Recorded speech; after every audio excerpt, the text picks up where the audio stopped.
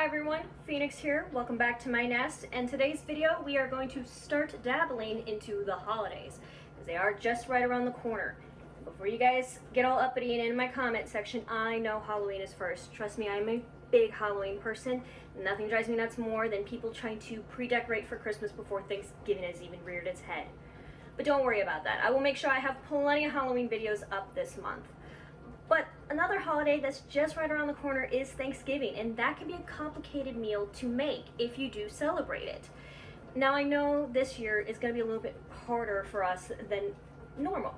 We're in quarantine right now, and you may be quarantined just by yourself. Maybe you're with roommates, maybe you're with your significant other, maybe it's just your immediate family, maybe it's with an extended family. Maybe you're deciding to take that risk, putting extra safety measures in it and actually doing a Thanksgiving meal and inviting some people over after, everyone's been tested. However you're going to celebrate Thanksgiving, I know a lot of you are still going to want to cook that meal, and that is quite all right. So today we are going to talk about a base to those meals. You're going to be using this base when you cook, you're going to use this base when you bake, you're going to use this base when you make a sauce. And that base is butter.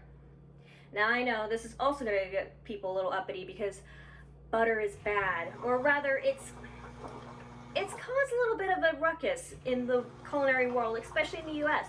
Butter is bad. You shouldn't use butter. You should use olive oil. You should use vegetable oil. You should use, whatever you want other than butter. But the fact of the matter is, butter is not bad for you if you treat it like every other food. If you just use it in moderation and use it correctly, butter can actually be a great add-in to your meal. But we're not going to go just into butter. We're going to go into compound butter, which is a nice flavored butter that you can sometimes use as a finishing or while you're actually cooking. We're going to go into making a brown butter, making a clarified butter, also sometimes known as a ghee. We are going to go into alternatives for butter such as Smart Balance. And then as well as we're going to dabble a little bit into margarine. What margarine brands are good, which margarine brands are bad, and this is not just by me, this is actually going to be said by doctors. I'll have those links below so you can verify that I'm not just pulling this information out of nowhere. We're also going to talk about oils that you can use instead of butter, such as olive oil, vegetable oil, avocado oil, hemp oil. So we're going to run the gamut, not just regular dairy butter. We are going to go into all of it. And so this video is going to be a little bit longer than normal, but once you're done, you'll have a good foundation if you want to bake that cake this holiday, or you want to make cookies, or there's a nice sauce that you want to try this year. You'll now have the foundation to go, okay, maybe I don't want to do butter, but now I have an idea of what's a good substitute for butter that won't ruin my sauce, or that'll actually hold up well in baking. And so let's get started with the more complicated ideas with butter, and we'll move from there. Okay, I want to make sure you guys have a good view of the stove. When it gets more to the clarifying spot or the browning spot, I will make sure you can actually see into the pot. But right now we're going to go into brown butter and clarified butter, aka ghee, what the difference is and what the uses would be. And all the time with butter, I've got a nice big block right here because I'm not going to be measuring it out. I always get unsalted butter. And I know there's options in the store where you want to get unsalted or salted butter. Now the reason why I always get unsalted versus salted, that if I wanted to use this instead of making, say, brown butter to put in a pie crust, if I just want to actually put it into a cookie recipe, I am not having to sit here and try to do math in my head of how much salt is in the butter and then how much salt I'd have to adjust in the cookie recipe. Because if you have salted butter and then you're putting salt in the recipe as recommended, you could end up with pretty salty cookies. A little salt in a cookie is good. It's going to bring out that flavor.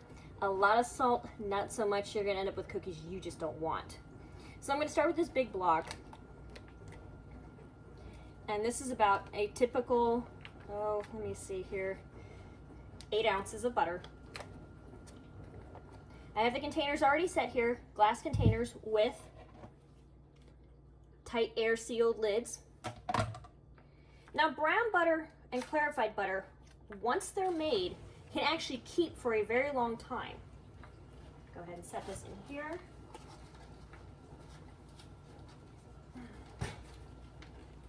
And I'm going to get this started on medium.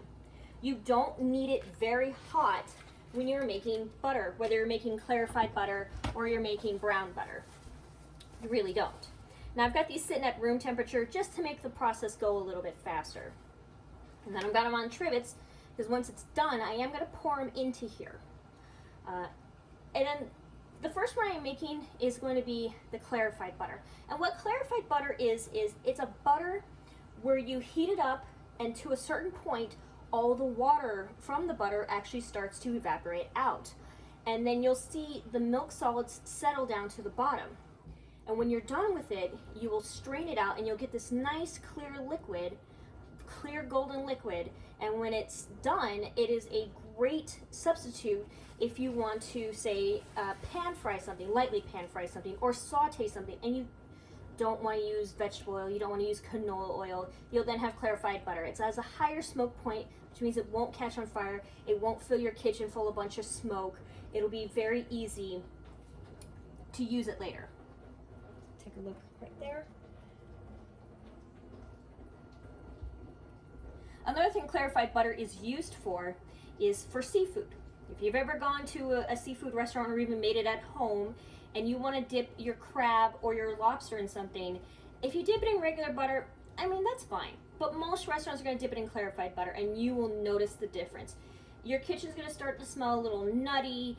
It's going to have that almost popcorn scent to it, that movie theater popcorn scent, and it just gives it that extra level that you want when you're having your food.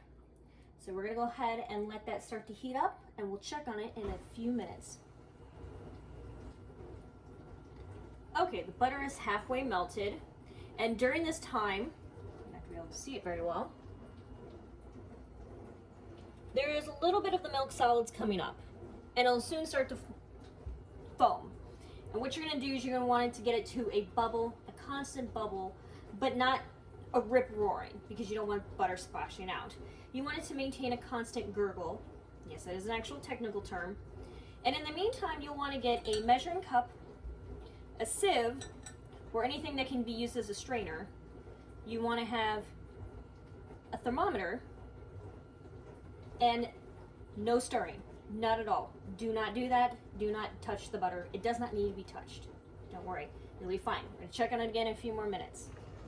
All right, as you can see, the butter is foaming up to the top. It's starting to maintain a light gurgle. And we are going to keep it like this until that foam starts to turn brown. And that means that the water has evaporated out and the solids have separated from the dairy. A few more minutes and check on hand. And now you may be wondering, what's the thermometer for? Well, once that turns brown, you are actually going to want to take the temperature and pull it at 260 degrees. Now you're saying, brown, we're making clarified butter. Well, yes, but the foam on top of it will be brown, but not the actual butter itself. Browning butter is going to be going another extra step, and we'll cover that in just a little bit. Okay, this is the constant gurgle I am talking about. You can see all the foam. Not quite yet turning brown. Once the gurgling has started to settle, that's when you're going to take the temperature. Now, I did say I would explain the difference between ghee versus brown butter. And what ghee is going to be, once this has all settled down, it's going to have a light, nice golden color to it, not a brown color to it. That's when you'll pull it out and you'll sift it to get the solids away. Brown butter is going to go that extra step and actually brown the milk fats that are now sitting at the bottom of the pan. And it's going to add a more of a nuttier aroma, more of a, which I already said with the ghee, which ghee does have, but the brown butter is going to have it a little bit more of an extra depth to it. And you'll notice it more when you are cooking, say, a pie crust and you put brown butter in it, you will automatically know the difference. Whereas ghee, it's going to smell like this when you've heated it up, but it won't have that constant taste, that constant nutty aroma that brown butter would. It's actually starting to calm down a little. I'm going to wait a little bit more to see and wait for it to finally cool down, and we can take its temperature. Everything has come to a stop. We're going to put the thermometer in, and oh yeah, we definitely passed the threshold, so we're going to go ahead and pull this from the stove. I know that seemed like an unnecessary transition, but I needed both my hands free in order to be able to do this. I worked this show alone. Okay. Very gently pour that in there. Okay. once they get all the pieces at the bottom that you don't want in there, not unless it's brown butter. Set this over here. Normally I would put that directly into the sink, but I am actually thawing meat out. Because another recipe I'm going to be doing is a turkey recipe.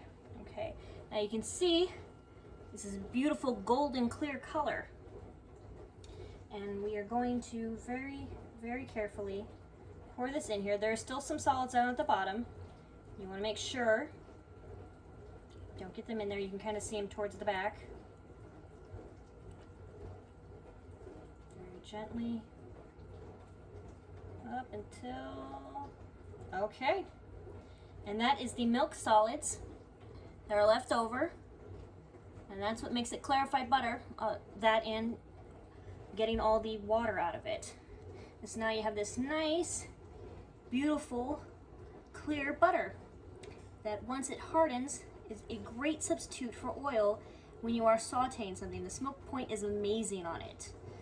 Okay, we're gonna go let this cool down. I'm gonna clean out the pot and then I will show you how to make brown butter.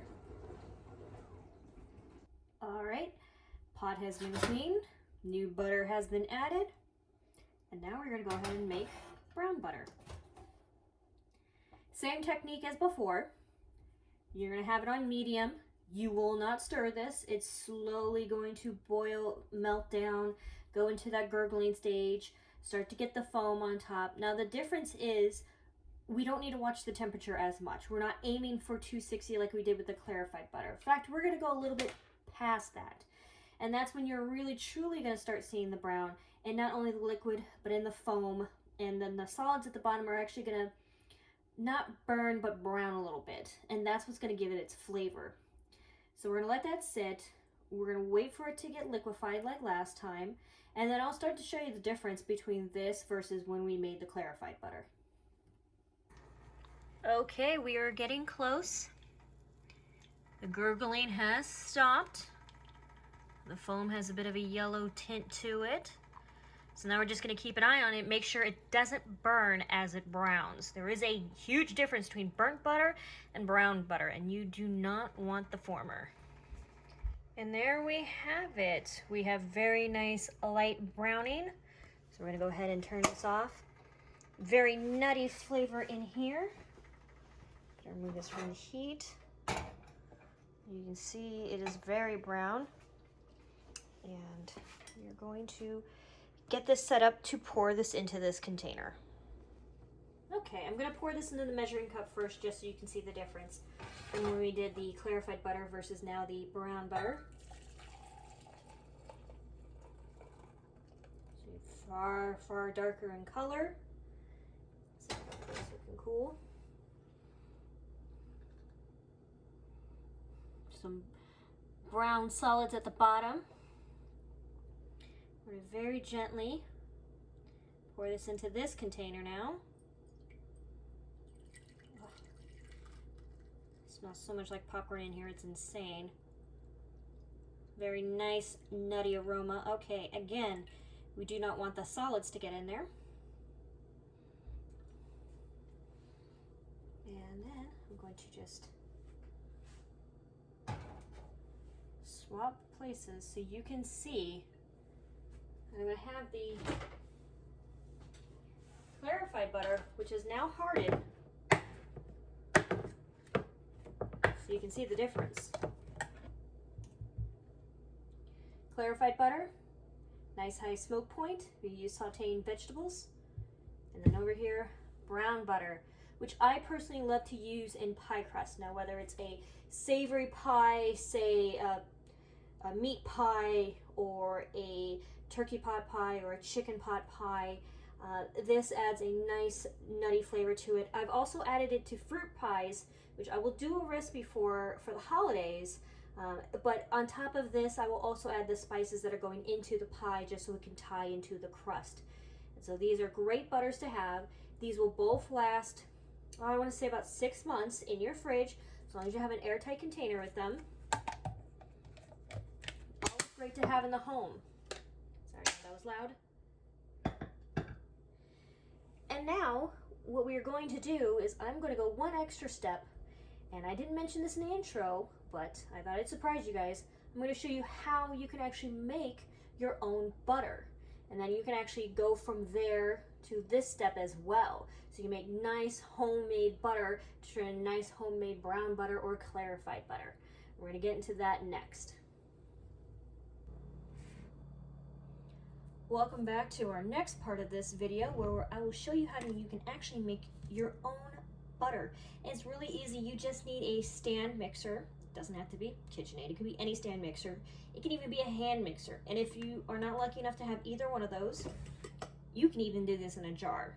It's going to take a little bit longer and it's definitely require some upper body strength, but you can get it done. All you have to do is shake it like this for at least 10-15 minutes, but you will eventually get the butter. You'll also need heavy whipping cream. Just going to pour it straight into the container.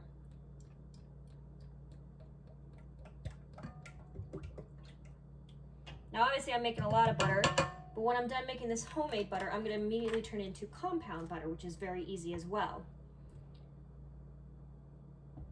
I'm going to lock it.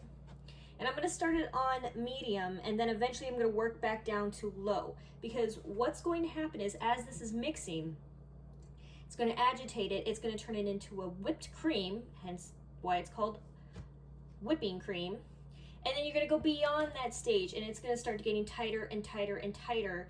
And then the dairy solids the milk solids are going to start separating from buttermilk. And that's actually how you're going to get buttermilk as well. It's a great thing if you want both buttermilk and butter, but you're on a tight budget. Just get one bottle of this and you'll be able to have both. And this is about, let's see, this is going to make about a pound of butter, like a regular box, and then about 2 cups of buttermilk once you are done. You don't have to get this much. You can get a little tiny container, one of those little pints of heavy whipping cream, and do it in a jar, as I have mentioned, if you only want to make a little bit at a time. Since I'm turning this into compound butter, I do want to make a lot of it for this one time. I'm going to go ahead and start this as if I was making whipping cream. And we're going to let this go and come check on it in a few minutes. Okay, did a brief pause so you can see the whipped cream state. Go ahead and it's at level 2 right now, between the 2 and the 4. I'm going to let that go and wait for the solids to start separating from the liquid. Now I've taken a moment to scrape the bowls, but you can see the consistency is nothing like whipped cream anymore. It's starting to congeal more and more.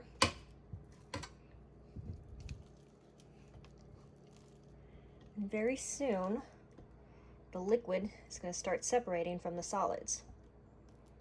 Okay.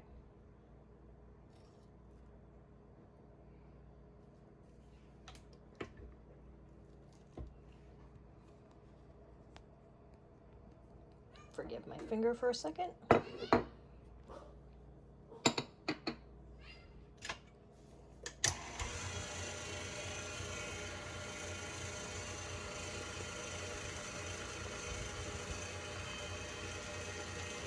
Very soon we're going to switch to the lowest one, because once the liquid starts separating from the solid, you don't want the liquid to come splashing out.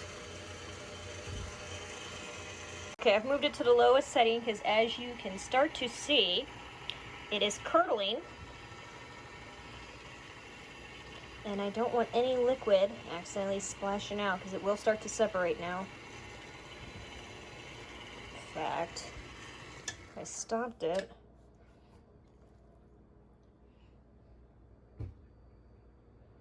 nope, you can't see any yet. But when your cream starts to look like scrambled eggs, that's when you know butter is very, very, very close behind.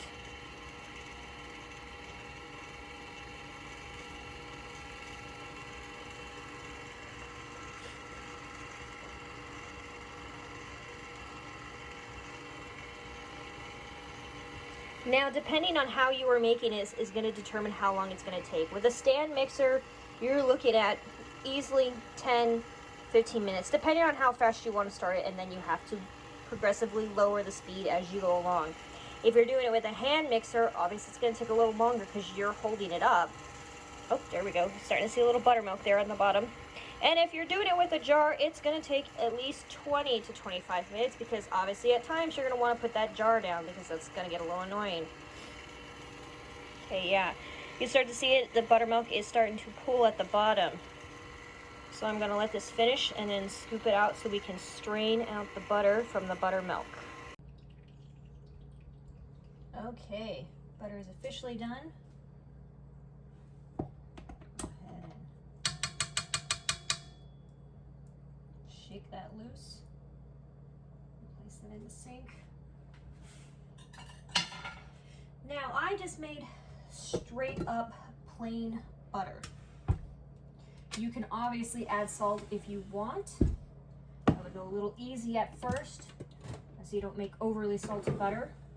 You can also add sour cream to this mixture. I would suggest 1 cup of sour cream to every 2.5 cups of heavy whipping cream.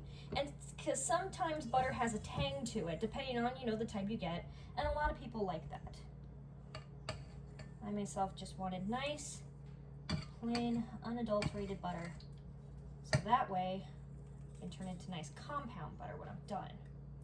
Now what I'm doing is, I've got that bag earlier from when I made the hemp milk. I'm going to spoon for this. And I'm getting all the dairy solids, the butter fat, if you will. Some of that buttermilk is coming with it.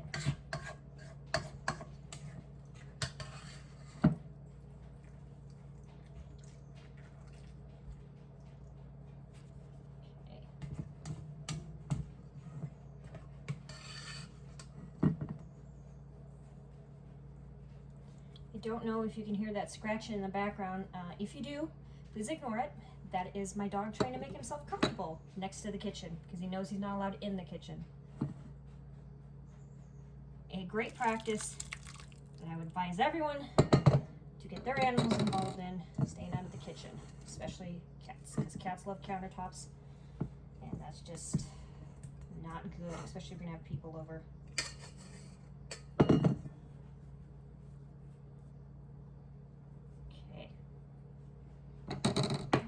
Of the buttermilk.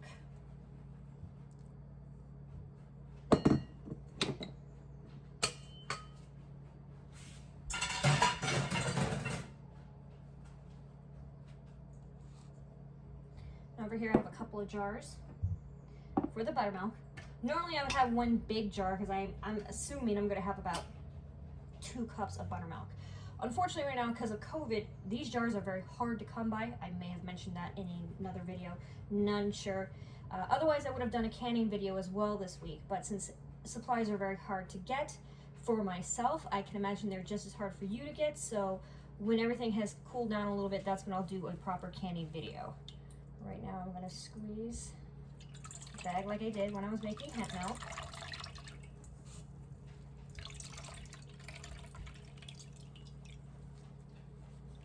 Now you can do this with cheesecloth if you don't have one of these. Cheesecloth I've seen sold at every grocery store. They're pretty cheap and they come in nice big strips. And you just cut off as much as you need and go from there. Now, with a big chunk of butter that this is, I'm going to have to actually squeeze this twice. It's just the name of the game, unfortunately. There's so much butter in here at once. But I'm going to do the first pass through.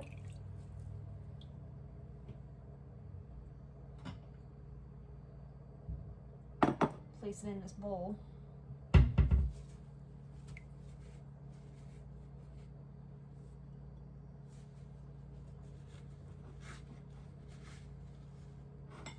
If you're doing just a small amount of butter, you won't have to squeeze it twice.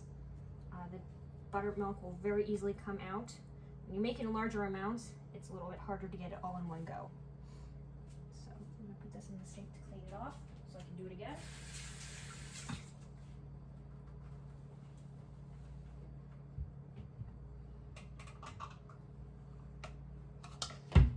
Funnels are very helpful for this. Funnels are usually sold in a pack of 3. Sometimes they're sold individually. I would suggest getting a pack of 3 because they come in 3 different sizes, which are always very helpful. Oh, and it all fit in one jar, perfect.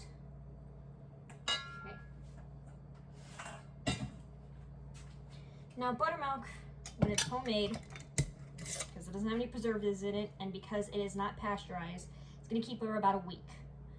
So in that time, you can make buttermilk pancakes with this. You can make cinnamon rolls and just substitute the milk for the buttermilk. You can make a whole lot of butter, get a whole lot of buttermilk, and then just start soaking chicken to fry in it. Or you can just, you know, maybe just for the wings or just for a couple of legs or thighs, use this amount. There's so many uses for buttermilk that this will definitely not go to waste in your fridge. And that week, I doubt you'll have to throw it out at the end of the week. I'm sure you'll find a recipe for it then. So we're gonna go ahead and let this butter sit. Yep, pop a lid for it. Want to press it down. And in about 5 minutes, I'm gonna squeeze it again for the rest of the remaining buttermilk. I'm gonna do it in pieces, so that way I'm sure to get it all out. And then I will show you how to make the compound butter. Okay, I try to give you guys the best view so you can see what's inside my bowl. Right now I've got some of the homemade butter along with some rosemary. And what a compound butter is basically butter, whether it's homemade or from the store, that's been softened, and then you're gonna add whatever you want to it. I am using rosemary because it is an herb I use a lot in my cooking.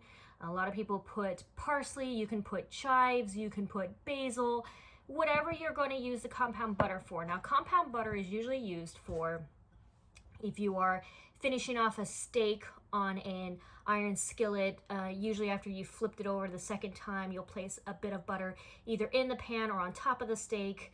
Compound butter is used if you want to, say you want to make garlic bread. You can go ahead in here, put the garlic, put a little bit of salt, whether it's fresh garlic or garlic powder. If you want to add like another little element to that bread, you could put some parsley in it, and then you're going to mix it all up, and then you'll put it on a sheet of saran wrap. You're going to make it into a tube. You're going to wrap it up like if you were making like a tube of cookie dough, and then you're going to stick it in the fridge until it's been hardened. And from there, that's when that is going to be used on your bread, in your sauces, on your steak. You could put it in the cavity of, say, poultry, like a turkey, a duck, chicken, if you want to give it that little extra something inside the cavity, not under the skin. I know some people put butter in the skin to get a crispy skin. There are better ways to do it without a whole bunch of fat right underneath the skin that could, you know, possibly start smoking it and burning the skin. But I am using, as I said, rosemary because it's the herb I use a lot. And the butter has been softened. Now, sometimes if you want to wait till it's really, really softened, you can do it with a spatula. Sometimes you can do it with your hands, but you're just going to make it, you're just going to mix them together. Like I said, clean hands. I've always said in all my videos, clean hands. If you were going to touch something like this, especially butter. Now, if you don't like the butter to herb ratio, you can always go back and get more butter. I do have a little bit of butter standby, but I am kind of liking how this ratio's so far. Because it is fresh made, there's going to be more buttermilk coming out, even though I did do a second pass through on this sieve. You know, let's just get a little bit more butter.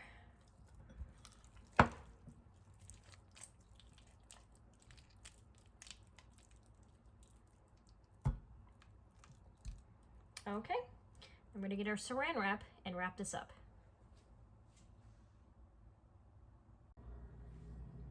I think the hardest part about making compound butter is going to be the saran wrap. I've yet to come across a saran wrap that didn't automatically want to bunch on itself the moment you freed it from its roll. So you're going to take your butter,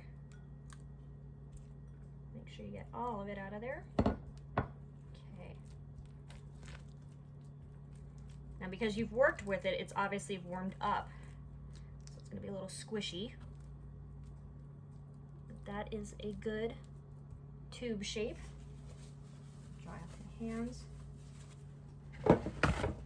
Obviously, I will properly wash my hands when I am done to make sure I've got the last of that butter greasiness off of it. And then just wrap.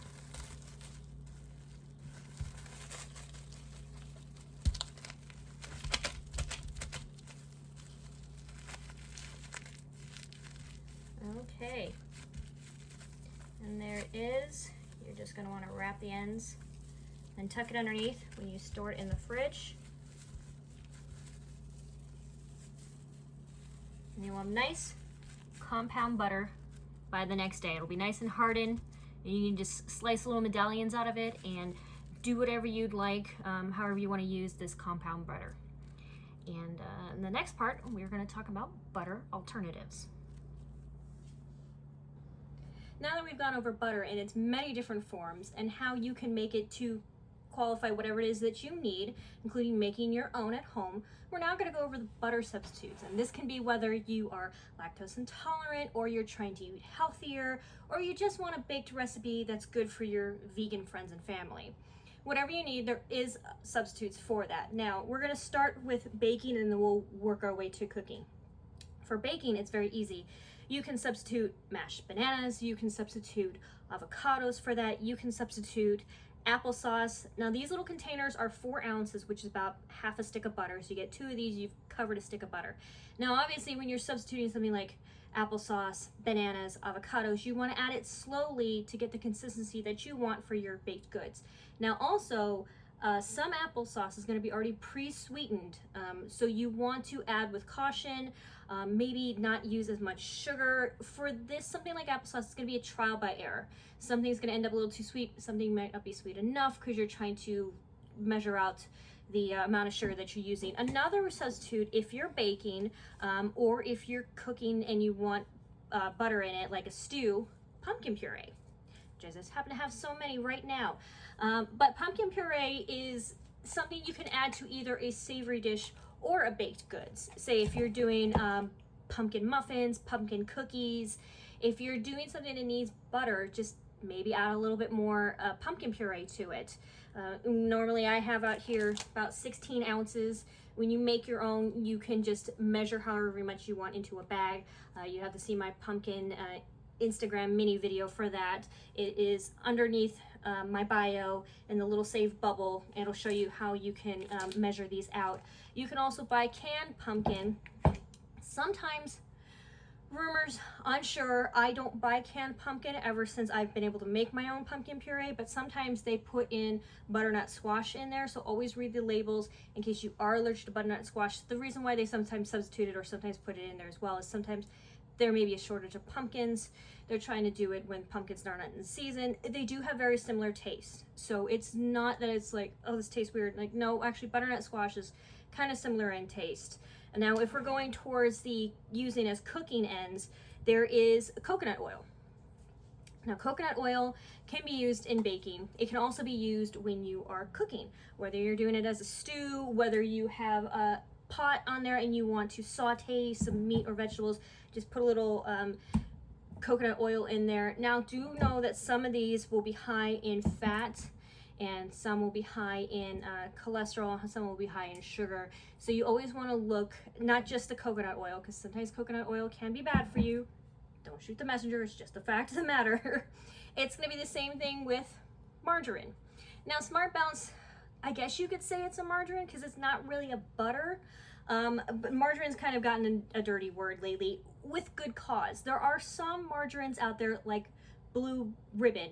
It's not good for you at all. Like this just high in trans fat, which is an inflammatory. It's just not a good thing for you. But there are some good margarines out there for you. Smart Balance is one of them. I either like to get the regular one or the one made with olive oil, so it has omega-3 in them, because I don't like the taste of avocados and I don't eat a lot of salmon. So to get my omega-3s, I go other routes other than vitamins. I'll sometimes just get a little bit extra olive oil in my system. They also have Earth Balance, which is a brand when they make pressed avocado oil, they make pressed coconut oil, and those can be a nice substitute for margarine as well. If you're looking at it just for the cooking aspect of it, you can do olive oil in a jar. We like to keep some. Make sure it's regular olive oil, not virgin oil, not extra virgin olive oil. Those are actually meant more for salads. They don't have a high smoke point, so if you're using them on a skillet and it's an extra virgin olive oil, your kitchen's gonna go up in smoke. It may not catch on fire, but you're setting off your smoke detector. It's really not good. Extra virgin olive oil for salad dressing only. Make sure this is regular olive oil in here, just to make your life a little bit easier. You can even go the extra route and use canola oil, vegetable oil, avocado oil, hemp oil, grapeseed oil. If you don't have the allergy, peanut oil is a good oil to use. It has a high smoke point. Sunflower oil, that has a high point. If you're using it just for baking, Pam, or those other sprays in a can, do note you have to read the ingredients if you have an allergy. Like if you're allergic to coconuts and that's why you don't use coconut oil, you use avocado oil or hemp oil. Pam now actually has coconut oil in it. And that's a thing you just need to read. It's right here, right after the canola oil, palm oil, coconut oil. So with anything that you are substituting, if you have a food allergy or if you're cooking for someone who does have a food allergy, just always double check the labels. Another thing you can use are nut butters, such as almond butters, cashew butters.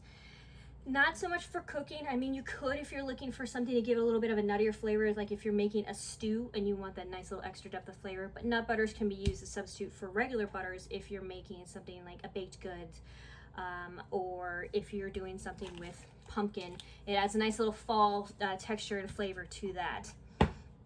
Well, I hope that this has answered all your questions about the good and the bad and about butter. Hopefully you're not so scared about using butter. Just like any other food out there, you've just got to use it in moderation. You've got to be careful. You've got to read the labels, especially with your substitutes. And hopefully you found out ways that'll work better for your diet. If you have any questions, comments, concerns, go ahead and hit my comment section below, or my Facebook page, or my Instagram page. Both those can be found in the back end of my channel. If you have any suggestions, please go ahead and hit my comment section below for future recipes. Same with on my Facebook page. I will be posting these recipes on my Facebook page. I know I'm behind. I should have had my Firebird Fury up there. I'm going to be posting that later today.